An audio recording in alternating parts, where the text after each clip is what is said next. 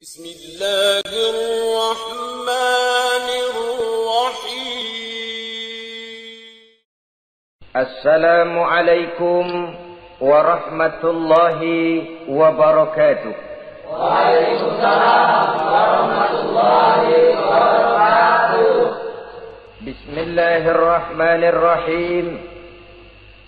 الحمد لله رب العالمين، والعاقبة للمتقين، ولا عدوان إلا على الظالمين، والصلاة والسلام على أشرف الأنبياء والمرسلين سيدنا ومولانا محمد وعلى آله وأصحابه المجاهدين الطاهرين. أما بعد. Saudara-saudara kaum muslimin rahimakumullah. Setiap kita muslim di dalam kehidupan ini selalu ingin dicintai oleh Allah Subhanahu wa taala. Dan tidak seorang pun di antara kita yang hidup ingin dimurkai oleh Allah Subhanahu wa taala. Jangankan lagi dimurkai Allah, dimarahi tetangga saja kita kadang-kadang sudah merasa tidak enak. Padahal bagaimanapun, kalau sekadar dimarahi tetangga, kita masih bisa menghindar, pergi atau pindah ke tempat lain. Tahun depan kita kembali lagi, barangkali sudah bisa berdamai.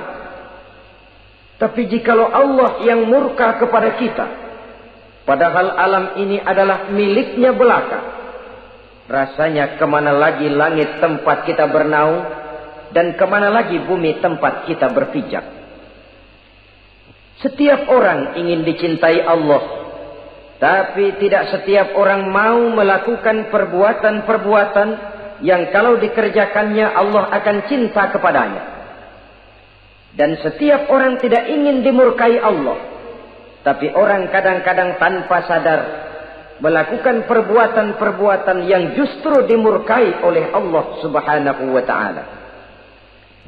Pada pertemuan kali ini ingin saya sampaikan kepada hadirin satu hadis qudsi di mana Allah Subhanahu wa taala berfirman melalui lisan Nabi besar Muhammad sallallahu alaihi wasallam. Uhibbu thalathan wa hubbi li thalathin ashad. Aku cinta, kata Allah, kepada 3 macam golongan manusia, tapi aku lebih cinta lagi kepada yang 3 macam lagi. Jadi ada yang sekedar dicintai Allah, ada yang lebih lagi dicintai oleh Allah Subhanahu wa taala. Siapa mereka? Mari kita ikuti satu persatu isi daripada hadis qudsi ini. Yang pertama, uhibbu ahlas sakha. Aku cinta, kata Allah, kepada orang-orang yang pemurah. Aku cinta kepada orang-orang yang ringan tangan, mempunyai kepekaan sosial yang tinggi, gemar menolong orang yang memang memerlukan pertolongan. Aku cinta kepada orang-orang yang semacam itu. Saudara-saudara kaum muslimin rahimakumullah.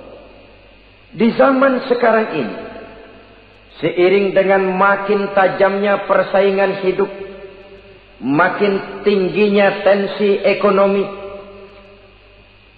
antara tenaga kerja yang masuk pasaran dengan lapangan kerja yang tersedia jauh dari memadai, gaya hidup orang konsumtif semakin individualis.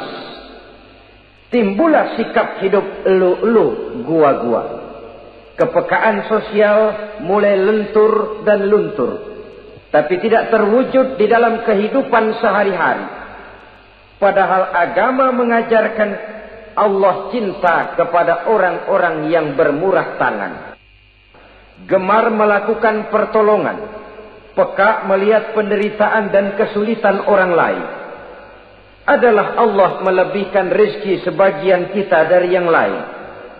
Dimaksudkan untuk saling tolong menolong, bahu membahu dan bantu membantu. Sehingga dengan demikian, apa yang disabdakan Nabi dalam hadis, Ar-Rahimuna yarhamuhumur Rahman, irhamu ahlal ardi yarhamkum man fis sama. Orang-orang yang punya sifat belas kasih akan dikasihi oleh Allah Subhanahu wa ta'ala. Sayangi yang di permukaan bumi, nanti yang di langit akan sayang kepadamu. Akan turun rahmahnya kepada kita bersama. Alangkah nikmatnya kehidupan ini. Jikalau yang berkuasa menyayangi yang lemah lalu melindunginya. Jikalau yang alim menyayangi yang awam lalu membimbingnya. Jikalau yang kaya menyayangi yang miskin lalu mengulurkan tangan memberikan bantuannya, akan terciptalah rahmah dalam kehidupan. Tapi jikalau sebaliknya, yang berkuasa malah menindas dan menekan yang lemah, yang alim malah membodoh-bodohi yang memang sudah bodoh, sementara yang kaya menyantap yang miskin, akan terjadilah bala dan bencana dalam kehidupan. Bukan lagi rahmah yang turun, melainkan azab akan menimpa kita secara keseluruhan. Begitulah terdapat tirai halus yang memisahkan kita dari konsep ajaran agama kita yang luhur. Agama mengajarkan yadul ulya khairun min yadis sufla, bahwa tangan di atas lebih baik daripada tangan yang di bawah. Orang yang memberi lebih baik daripada orang yang menerima. Tapi yang kita praktekkan, kita selalu berada pada posisi tangan di bawah. Menjadi umat yang manja, yang lemah, padahal bukan tidak punya potensi. Tapi mungkin karena kita tidak pandai menginventarisir potensi. Kadang-kadang ada panitia pembangunan masjid, membangun masjid, meletakkan batu pertama, sekaligus jadi batu terakhir. Setelah itu la yamutu wa la yahya, hidup tidak kelihatan geraknya, mati pun tidak ketahuan kuburannya. Masjid impoten, pesantren terbengkalai, majelis taklim terlunta-lunta, rumah sakit Islam tak kunjung selesai. Tidak adakah orang Islam yang kaya? Banyak. Tidak adakah orang Islam yang punya posisi kunci, posisi basah, posisi menentukan? Banyak. Secara jujur kita harus berkata, yang belum banyak ialah yang mau berbuat atas nama dan demi kepentingan agamanya. Kita juga bukan tidak punya potensi. Kita tidak pandai menginventarisir potensi untuk kepentingan dan kemaslahatan kita bersama. Saudara-saudara kaum muslimin rahimakumullah. Dengan demikian, kita bisa lihat dalam kehidupan sehari-hari. Di masjid misalnya. Itu kalau hari Jumat kadang-kadang kita sengaja mau berangkat sholat Jumat tidak bawa uang. Maka yang paling lancar di masjid, kotak. Saudara boleh lihat kotak itu. Dari sudut ke sudut hampir tidak pernah macet. Lancar betul jalannya. Sekali macet, kotak. 50, 100. Wajar kalau masjid-masjid kita lalu impoten. Bagaimana akan mengadakan kegiatan kalau tidak ada dana? Oleh karena itu pada kesempatan ini saya ingin mengetuk, berbahagialah kita jikalau oleh Allah Subhanahu wa ta'ala diberikan kepercayaan berupa titipan, wa mal malu wal banuna illa wadai'. Harta dan anak-anak tidak lain satu titipan dari Allah Subhanahu wa ta'ala. Dan pada satu saat titipan itu akan diambil oleh yang empunya. Allah cinta kepada orang-orang yang pemurah. Allah akan memberikan balasan yang berlipat ganda. Kalau saudara bersedekah kepada anak yatim, bukan si yatim itu yang akan membalasnya. Kalau saudara membantu pembangunan masjid, bukan panitia masjid yang akan memberikan ganjarannya. Kalau saudara membangun pondok pesantren, bukan kiai yang punya pesantren yang akan memberikan balasannya. Allah Subhanahu wa ta'ala melalui jalan yang tidak kita sangka-sangka, melalui jalan yang dalam istilah Quran disebut min haitsu la yahtasib, melalui jalan yang tidak pernah kita hitung, kita sangka sama sekali, jalan gaib yang hanya Allah saja yang maha tahu.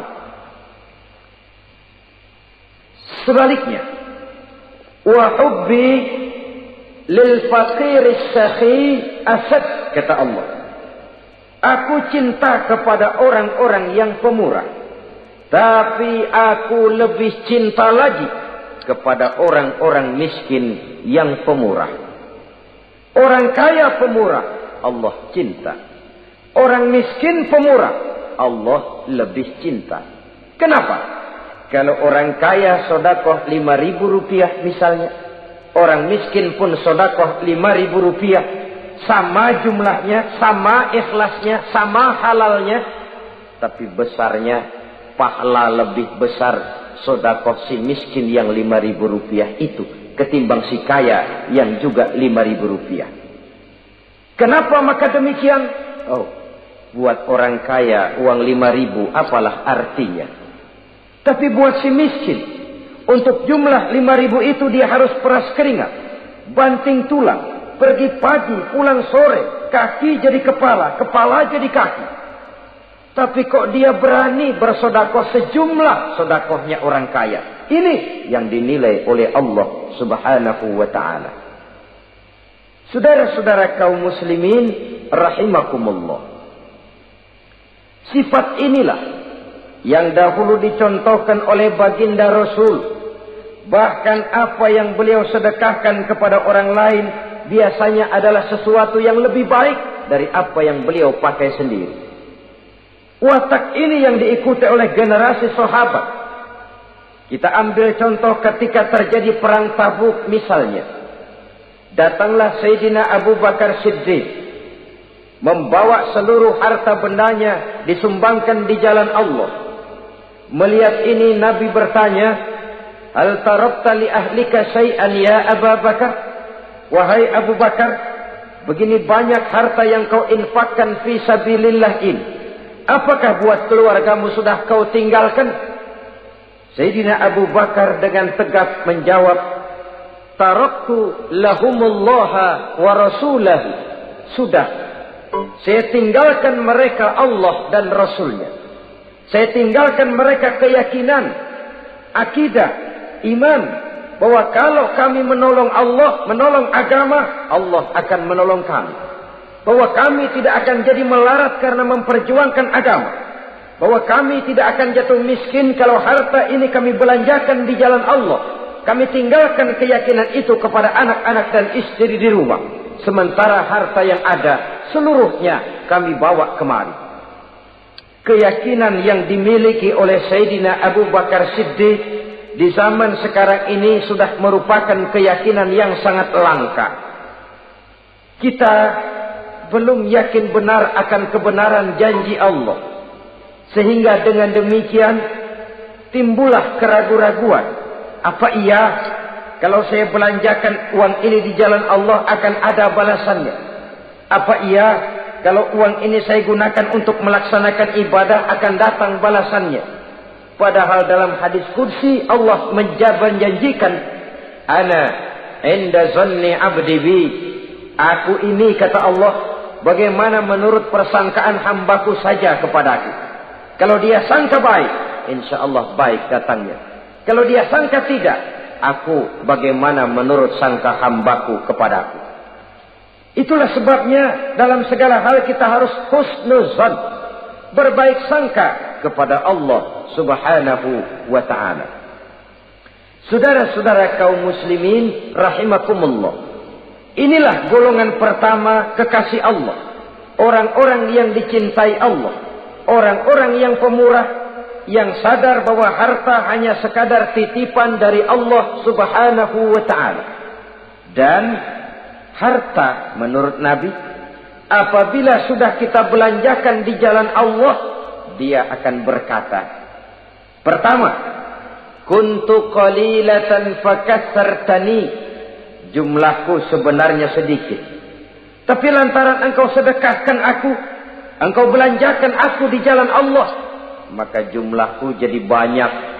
Kau sedekah 1000, dibalas 7000, dikali 10, dikali 100, masih ditambah wallahu yudha'ifu liman yasha. Allah melipat gandakan pahala kebajikan dari orang-orang yang dikehendakinya. Yang kedua, harta itu akan bicara lagi. Kuntu faniyatan fa'abqaitani. Aku ini sebenarnya fana, tidak kekal, berubah, relatif dan temporer, sirna oleh pergeseran masa dan pertukaran waktu. Tapi lantaran kau sedekahkan aku, engkau belanjakan aku di jalan Allah, maka nilaiku jadi kekal, akan mendampingi engkau sampai di hadratullah azza wa jalla di akhirat nanti. Jadi harta yang kita tumpuk-tumpuk, yang kita sangka akan mengekalkan kita sampai tidak akan miskin 7 keturunan, dengan segala macam cara kita tempuh, dia bukan harta yang kekal. Yang kekal, yang kita belanjakan di jalan Allah subhanahu wa ta'ala. Itu milik kita yang benar-benar akan kita nikmati. Yang ketiga, harta itu akan berkata lagi, kunta harisi fal'ana sirtu harisaka. Dahulu kamulah yang menjaga saya, tapi sekarang setelah saya sedekahkan, setelah engkau sedekahkan aku, setelah engkau belanjakan aku di jalan Allah, bukan engkau lagi yang jaga aku, kata si harta, akulah yang akan menjagamu. Di dunia orang yang rajin sedekah, sedekahnya itu menolak bala, terhindar dari segala bencana dan musibah.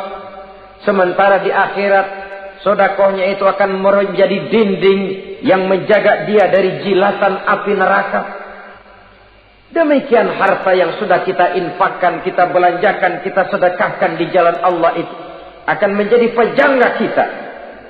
Sehingga Nabi menyatakan, inna sadaqatal mar'il muslim tazidu fil umri wa tadfa'u mitatas su'i. Sesungguhnya sedekahnya seorang mukmin dapat menambah umur panjang dan menyelamatkan seseorang dari mati secara su'ul khatimah. Marilah kita melihat bahwa agama ini memerlukan kita, bahwa umat ini mengharapkan pengorbanan kita. Dengan segala kemampuan yang ada pada diri kita, mari kita menyadari bahwa harta kita yang benar-benar milik kita, sesungguhnya yang sudah kita belanjakan di jalan Allah subhanahu wa ta'ala. Saudara-saudara kaum muslimin rahimakumullah, inilah golongan pertama.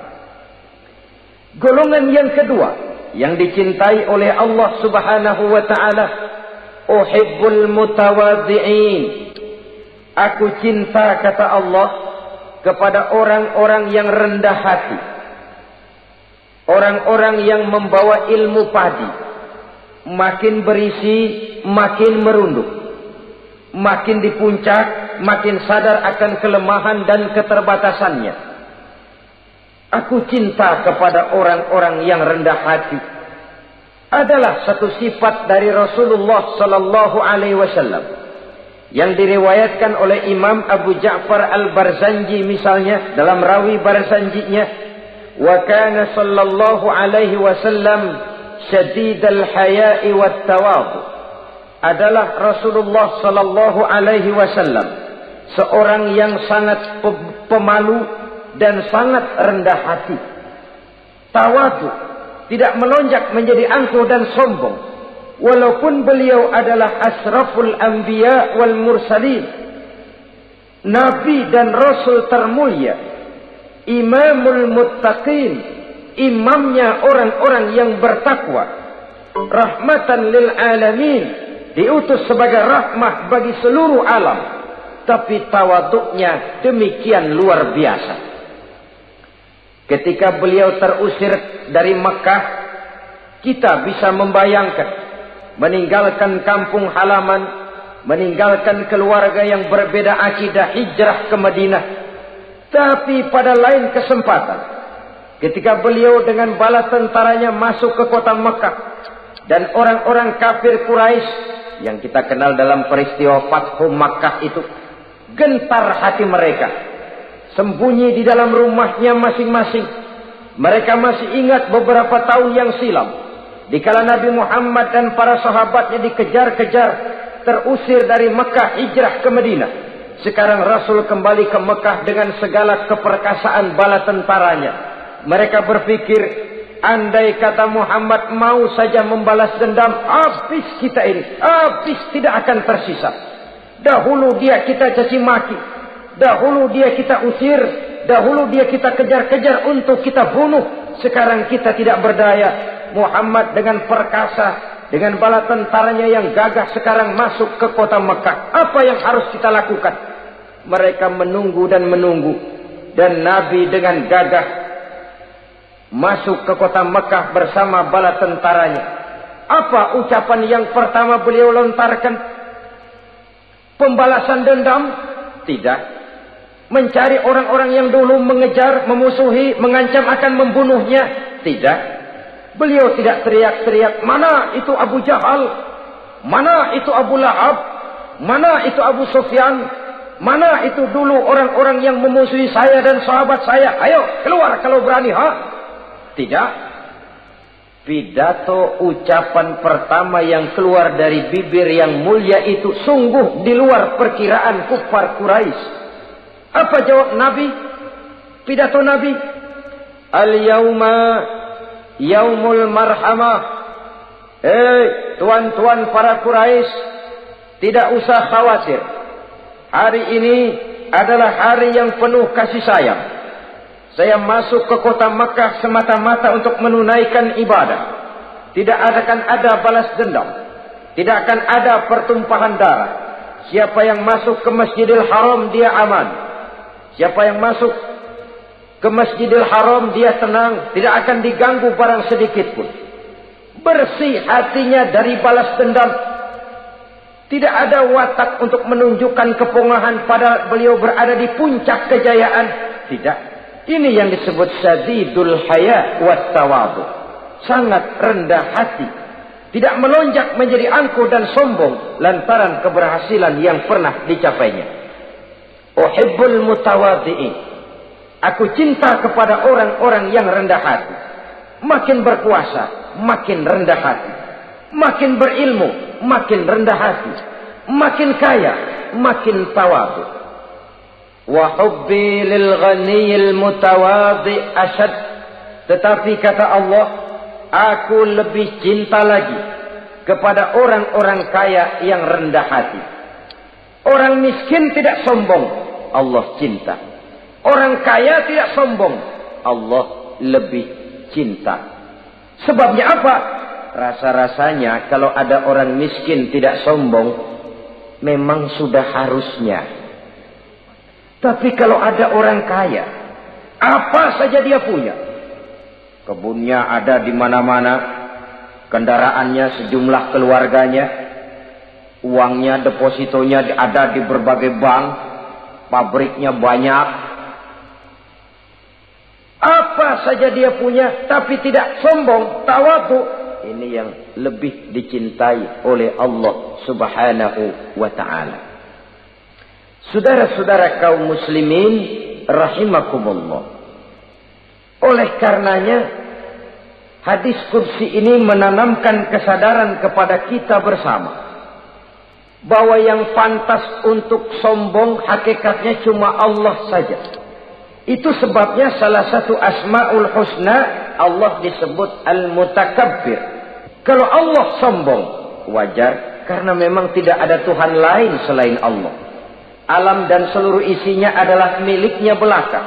Tidak ada satupun yang bisa mengklaim. Al-mutakabbir huwallah. Yang pantas sombong hanya Allah Subhanahu wa ta'ala. Saudara-saudara kaum muslimin rahimakumullah. Yang ketiga, orang yang dicintai oleh Allah Subhanahu wa ta'ala, uhibbut taibin. Aku cinta kepada orang-orang yang bertaubat. Kepada orang-orang yang apabila berbuat kesalahan, dia segera sadar. Dijadikannya kesalahan itu sebagai satu pelajaran untuk tidak diulanginya lagi pada masa yang akan datang. adalah lebih baik kita mulai dari kertas yang kelabu, hitam sekalipun, kalau akhirnya akan menjadi lembaran-lembaran yang putih, ketimbang kita mulai dengan lembaran yang putih, kalau akan ditutup dengan lembaran-lembaran hitam noda yang tidak berhapus. Allah Subhanahu wa ta'ala Maha Pengampun, Pengasih dan Penyayang. Ia akan memaafkan segala perbuatan yang bersifat salah dari hamba-hambanya, asalkan tidak diulanginya lagi. Manusialah yang sering kejam, membiarkan dirinya larut dan hanyut diseret arus dosa.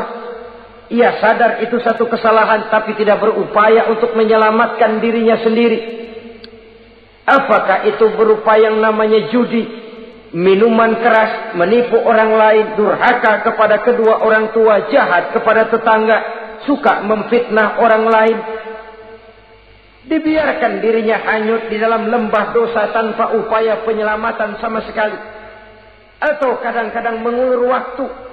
Nanti saja sudah tua-tuaan taubatnya. Padahal waktu tidak pernah main-main. Uhibbut taibin, aku cinta kepada orang-orang yang mau bertaubat.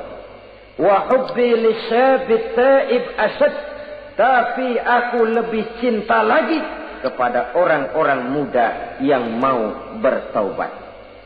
Apabila orang tua bertaubat, Allah cinta. Anak muda bertaubat, Allah lebih cinta.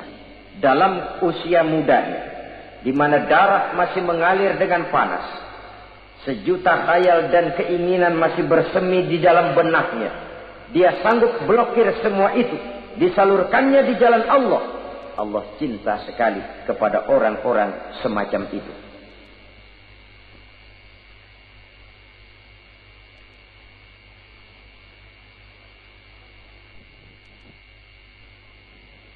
Saudara-saudara kaum muslimin rahimakumullah. Kalau tadi sudah saya jelaskan 3 golongan orang-orang yang dicintai Allah, yakni para kekasih Allah. Orang-orang yang pemurah, gemar memberikan pertolongan. Kemudian yang kedua, orang-orang yang rendah hati. Dan yang ketiga adalah orang-orang yang suka bertaubat. Maka kemudian hadis qudsi ini dilanjutkan oleh Allah Subhanahu wa ta'ala dengan menjelaskan lawanan dari 3 golongan tadi. Kalau 3 golongan tadi adalah orang-orang yang dicintai Allah, maka 3 golongan yang berikutnya adalah mereka yang dibenci, dimurkai oleh Allah Subhanahu wa ta'ala. Siapa mereka? Jumlahnya juga 3, lawanan dari yang 3 tadi pertama. Yang pertama, saudara-saudara,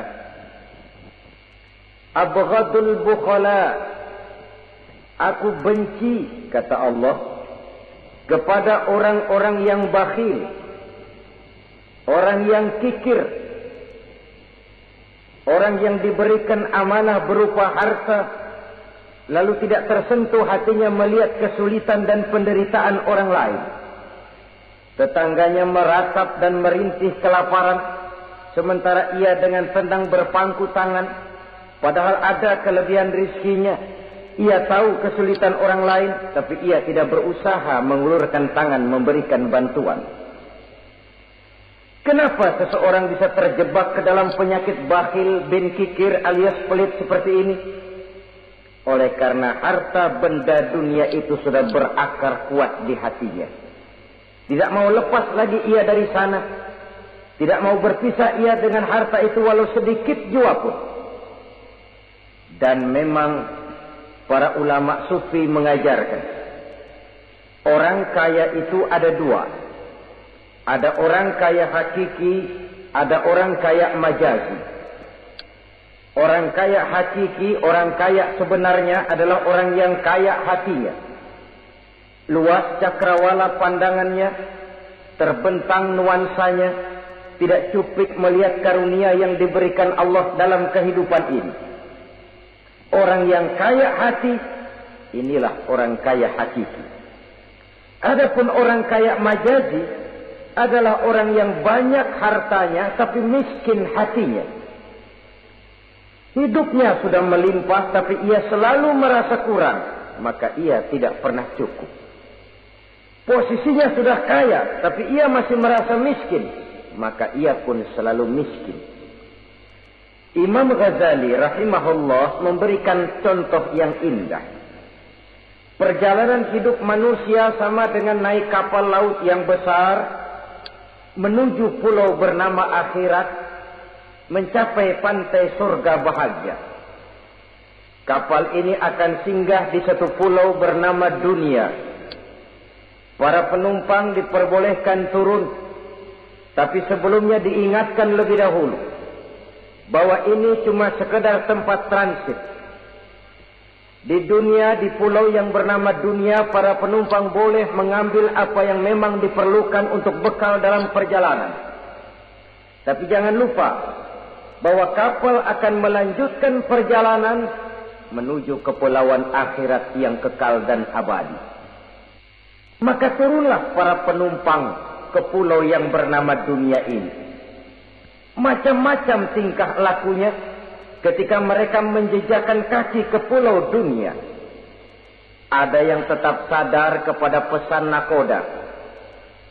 Dia turun ke pulau yang bernama dunia, yang hijau, ranau, indah, memikat, mempedaya, mempesona. Tapi ia tetap sadar, ini cuma tempat transit. Ini cuma tempat persinggahan sementara. Bukan ini tempat yang akan saya tuju. Kapal akan segera berangkat. Saya harus bersiap-siap. Diambilnya apa yang diperbolehkan di pulau bernama dunia sebagai bekal menuju perjalanan akhirat. Dan setelah itu dia segera kembali ke kapal untuk melanjutkan perjalanannya. Ada pula penumpang yang lalai. Ketika turun ke pulau bernama dunia ini, ia lupa kepada pesan sang nakoda. Ia terpedaya oleh hijau ranaunya kepulauan dunia. Ia terpikat oleh gemerlapnya kehidupan dunia. Sibuklah seluruh waktunya untuk mengambil segala yang ada di kepulauan dunia ini. Ia menyangka bahwa ia sudah sampai kepada tujuan yang sebenarnya. Dikala peluit kapal berbunyi, pertanda kapal akan segera berangkat, rupanya baru sadar dia bahwa ini bukan tujuan yang sebenarnya. Ia berusaha kembali ke kapal, walaupun masih bisa ikut naik kapal, tapi sayang tempatnya sudah ditempati oleh orang lain. Inilah contoh dari orang-orang yang kehidupan dunia telah melalaikan mereka daripada tujuan akhirat. Yang lebih celaka adalah nasib penumpang ketiga. Mereka yang tertinggal sama sekali di kepulauan dunia ini. Mereka lah orang-orang kafir, orang-orang munafik, orang-orang musyrik. Bagi mereka surgalah dunia ini. Bila kehidupan dunia berakhir, berakhir pula lah surganya sampai di situ.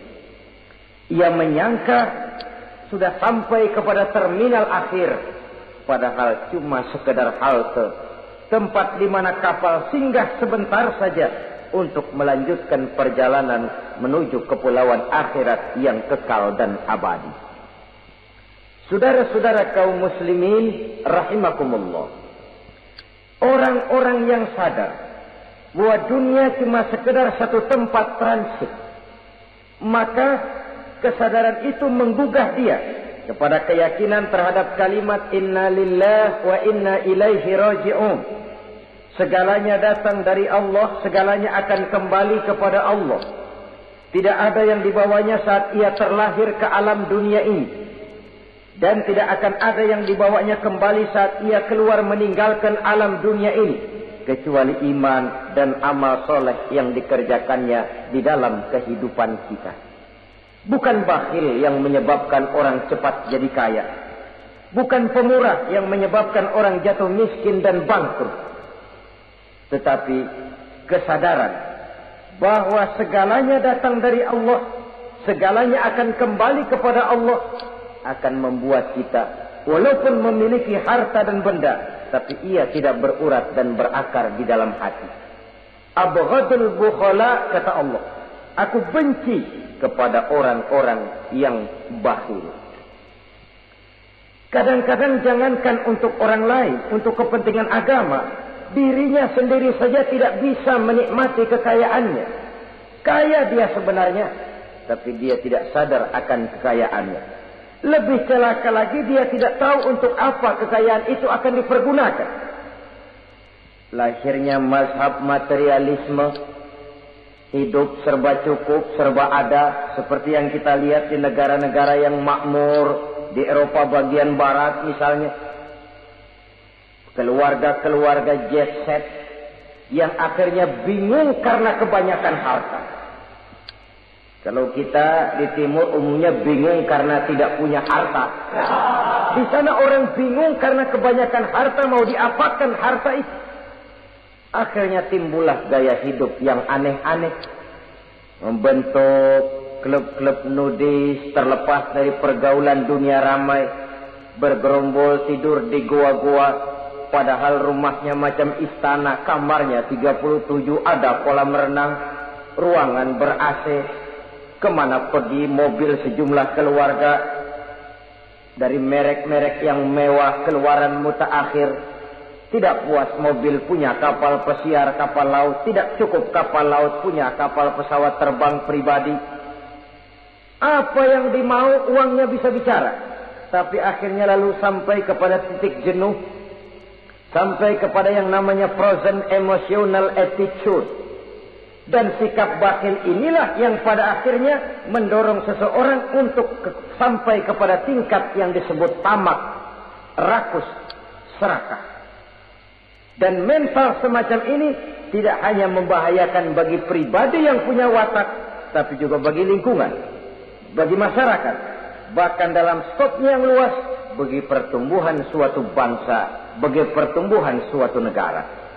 Sikap-sikap tamak, rakus, serakah, mau menang sendiri, mau kuasa sendiri, mau basah sendiri, mau kaya sendiri, persetan dengan orang lain, adalah sikap-sikap yang tidak saja bertentangan dengan ajaran agama kita, tapi juga bertentangan dengan falsafat dasar kehidupan bangsa kita, yakni Pancasila. Saudara-saudara kaum muslimin rahimakumullah. Lawanannya kemudian Allah menyatakan, wa bughdi lil ghaniyil bakhil asyad. Aku benci kepada orang yang bakhil, tapi aku lebih benci lagi kepada orang-orang kaya yang bakhil. Kalau orang miskin pelit, barangkali masih orang berkata pantaslah dia tuh pelit, miskin. Tapi kalau kaya, bakhil, kaya, pelit, rasanya orang menyayangkan. Apa saja dia punya, tapi bakhil, pelit, tidak sadar bahwa itu adalah amanah Allah yang satu saat akan dimintakan pertanggungan jawab di padang mahsyar nanti. Inilah golongan pertama yang dibenci oleh Allah Subhanahu wa ta'ala. Golongan yang kedua, abghadul mutakabbirin. Aku benci kepada orang-orang yang sombong. Baik sombong oleh karena kekuasaan, kekuatan, wewenang, jabatan. Baik sombong oleh karena ilmu pengetahuan, skill, keahlian, kemampuan.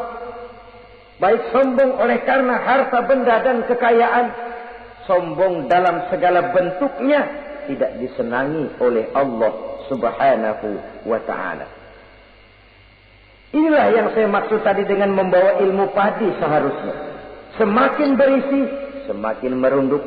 Sebab pepatah orang-orang tua kita bilang, air beriak tanda tak dalam, tong kosong bunyinya nyari. Orang belajar silat kalau baru dapat 2-3 jurus memang genit, bukan main. Sesuatu yang barangkali sudah lumrah dalam kehidupan. Tapi yang diajarkan oleh agama, abghadul mutakabbirin, aku benci kepada orang-orang yang sombong.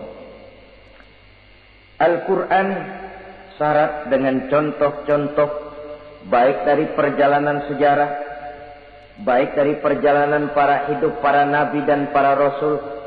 Seluruhnya merupakan tamsil, contoh dan ibarat bagi kita bersama. Fanzuru kaifa kana akibatul mukazzibin.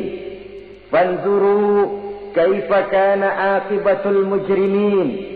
Berjalanlah kamu di permukaan bumi, lihat bagaimana akibat yang diderita oleh para pendusta. Lihat bagaimana akibat yang diderita oleh para pembuat dosa, oleh orang-orang yang sombong, angkuh, congkak dan takabur. Mereka satu demi satu mengalami kehancuran, tenggelam di perut sejarah. Kurang apa Fir'aun? Kurang apa Raja Namrus? Kurang apa Raja Abrahat? Tentaranya gagah perkasa, kekuasaannya luas, istananya megah dan besar, pengawalnya gentayangan di mana-mana, intelnya selalu siap siaga menjaga keamanan. Sang raja diraja.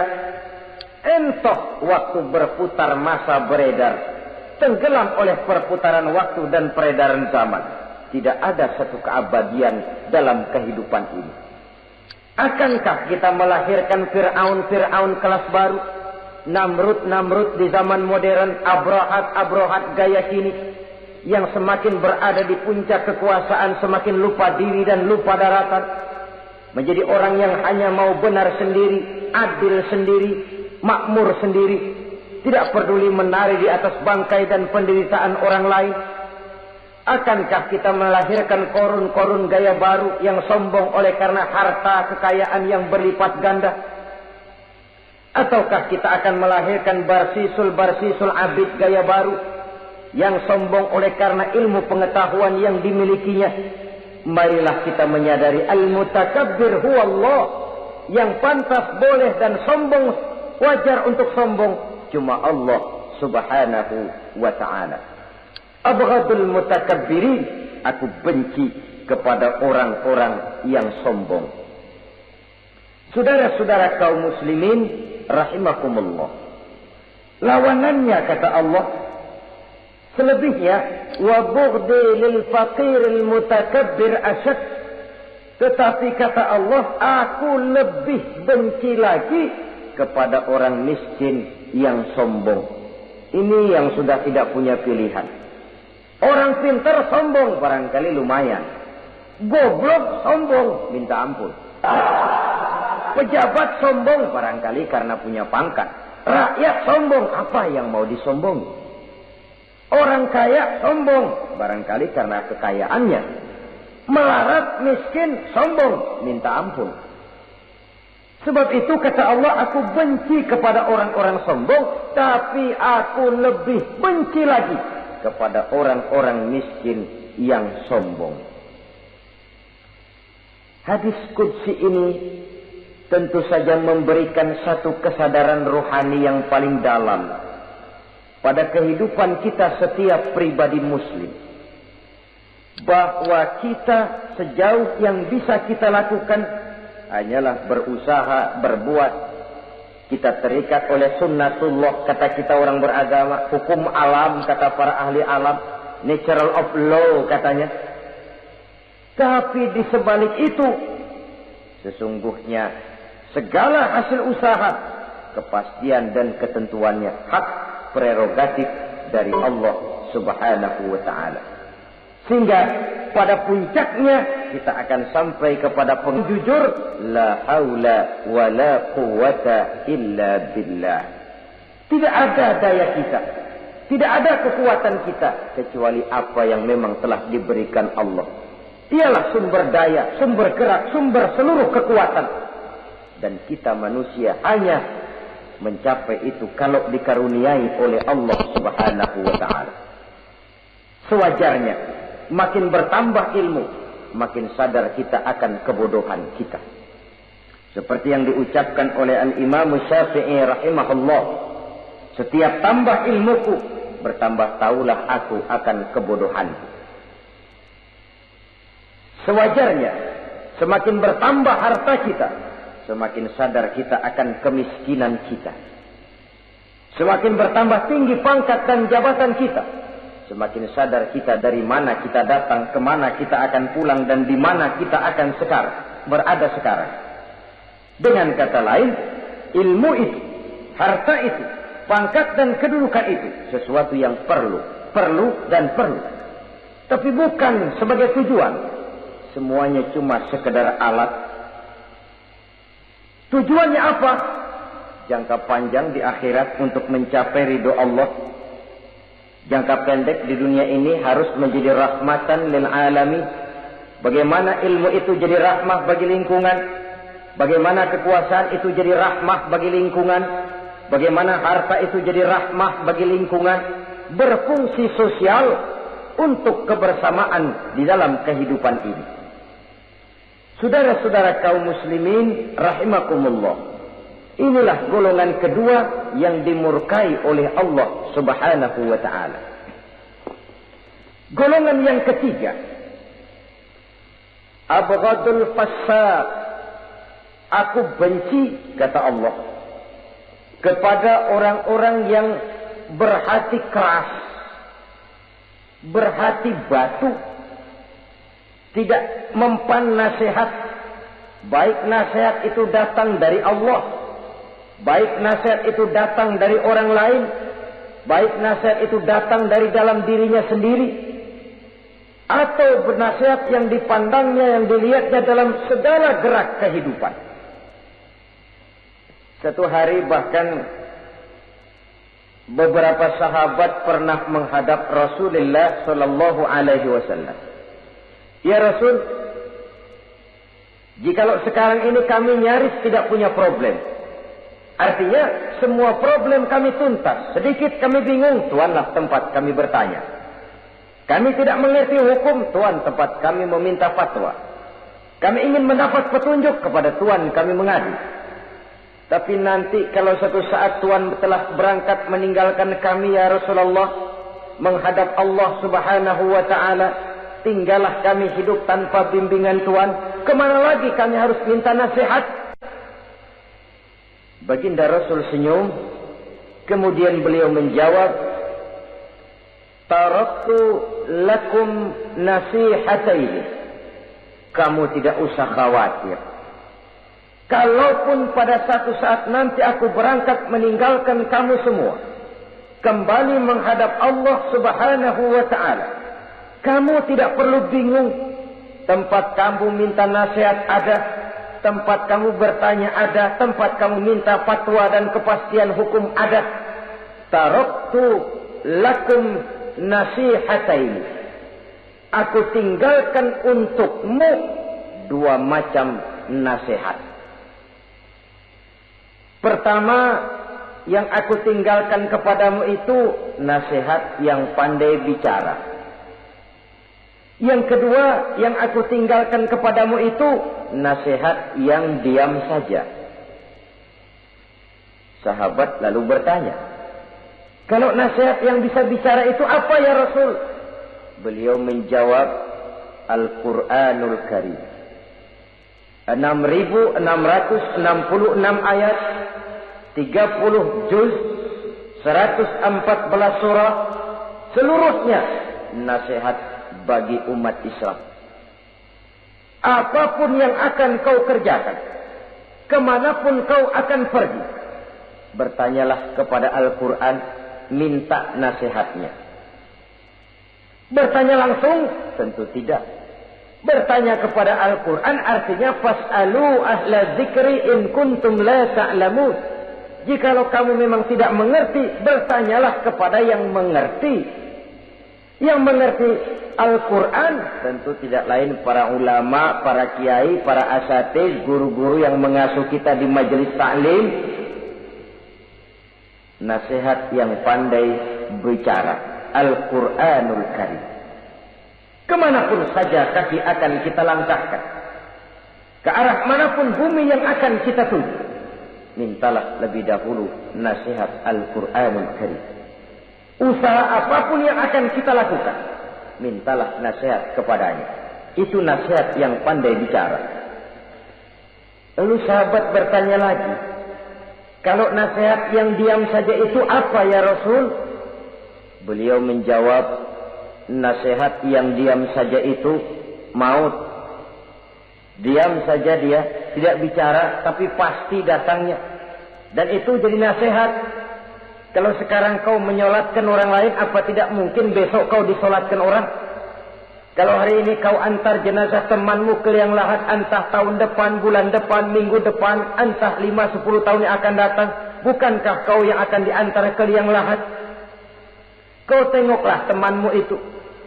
Matanya masih ada tapi sudah tidak sanggup lagi melihat. Jangankan melihat, digerakkan saja pun sudah tidak bisa. Telinganya belum kemana-mana tapi sudah tidak mampu lagi mendengar. Kakinya masih cukup tapi sudah tidak mampu untuk dipakai berjalan. Tangannya masih ada tapi tidak ada lagi yang bisa dipegangnya. Apa yang kurang kalau sudah demikian? Kau tumpuk harta kekayaan untuk 7 turunan, kau sangka kau tidak akan mati karena itu. Kau ingin selalu berada di puncak padahal hidup ini mendaki dan menurun. Ini seluruhnya merupakan nasihat. Orang yang hatinya keras tidak mempan nasihat yang datang dari Allah, Quran dan maut. Nasihat yang datang dari orang lain. Kadang-kadang diberikan nasihat, lebih pandai dia berkilah, lebih pandai dia berkelit, lebih pandai dia berjawab. Orang yang memberi nasihat baru bicara 1, dia sudah 10. Nasihat yang datang dari orang lain tidak juga bisa menyentuh hatinya. Atau nasihat yang timbul dari dalam dirinya sendiri. Kulit yang mulai berkerut, uban yang mulai bertabur, gigi yang permisi satu demi satu. Itu kan seluruhnya merupakan nasihat. Tapi orang yang hatinya keras, kasar, istilah kita barangkali sudah kulit badak, muka tembok, kuping kebo, masuk dalam golongan khatamallahu ala qulubihim. Allah sudah tutup cap, Allah stempel hati mereka, tidak masuk lagi nasihat. Na'udzubillah summa na'udzubillah. Beruntung kita kalau oleh Allah ini diberikan hati yang lembut, peka, mudah menerima kebenaran, tidak tertutup terhadap kebenaran. Walaupun kebenarannya itu datang dari seorang budak yang hitam legam. Karena memang agama mengajarkan khuzil hikmata wa la yadurruka min ayyi wi'ain kharajat. Ambillah hikmah, ambillah kebenaran, tidak usah terlalu kau pedulikan dari mana sumbernya. Asal itu merupakan kebenaran, jadikan sebagai nasihat di dalam kehidupan. Saudara-saudara kaum muslimin rahimakumullah. Rugi dan celaka kita kalau sampai diberikan hati yang keras, kasar, masuk dalam qaswatul qalbi, hati yang kasar, keras, tidak mempan nasihat apapun. Kalau kadang-kadang masuk telinga kanan, keluar lagi telinga kiri, tidak pernah singgah di lubuk hatinya walau sebentar sekalipun, tidak pernah transit, atau kalaupun transit seperti air di daun talas, mudah bergoyah ke kiri dan ke kanan. Allah benci kepada orang-orang yang hatinya keras. Selanjutnya, wa bughdhi lisaykhil fasik asad.